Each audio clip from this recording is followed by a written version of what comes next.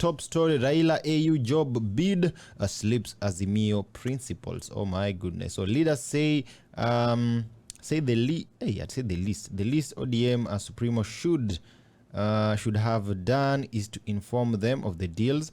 He was cutting with the president as a sign of respect and good behavior. Allah. Ruto spent 3.3 billion on luxury. So budget chief indicts state for use of billions on recurrent expenditure, but a pittance for development. So they're talking about usage of 700 million on construction of modern presidential dais at State House Gardens. Talk about 400 million on state purchase of motor vehicles and 16.3 million on purchase of East African Community Cabinet Secretary Penina Malonza's official car. And talk about 1.6 billion to Qatar for first lift of Kenya International Conference Center. Another news still on the People's Daily is IBC on the spot overuse of cash in last poll. And then we see there that African Union Summit rallies world support for Palestine. Moving on to the lower part of the People's Daily, we see MPs get tongue lashing over jobs abroad. So President furious after leaders at Naivasha retreat appear ignorant of the opportunities.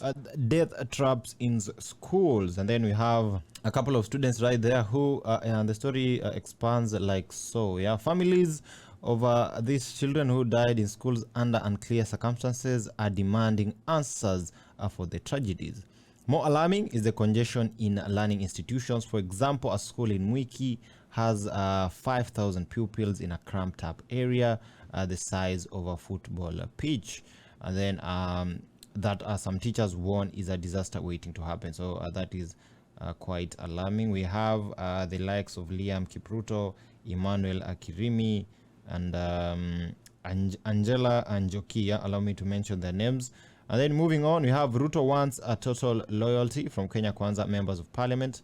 This is something the president is calling for, because you do understand he'll be holding a particular meeting with the cabinet secretaries to assess the performance of the current government over the last 17 months. Mambo ni kama haya on the Daily Nation. This one here, finally, Kenya Power billed Kenyans an extra Kenya shillings 70 billion. Oh my goodness. So hiyo charges mko kilipa ya stima buda.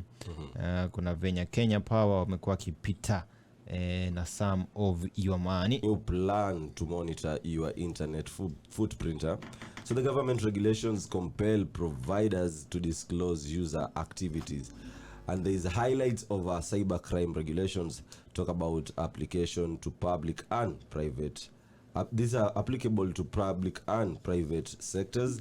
And then establishes cybersecurity operations centers. State to vet outsourced external internet service provider, and then all critical ICT infrastructures to be housed in Kenya. And then state to monitor internet footprints, agencies to maintain database of persons visiting ICT systems, and then no transfer of ICT systems and database without state approval. Talk about states to keep database of cybersecurity institutions and professionals. Establishes a cybercrime desk at every police station.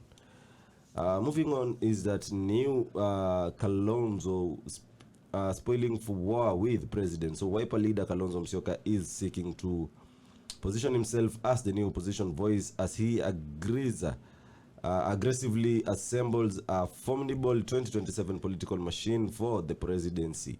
With the impending leadership vacancy at Azimio following Raila Odinga's exit, he is aggressively trying to convince the coalition not to look elsewhere for a new captain.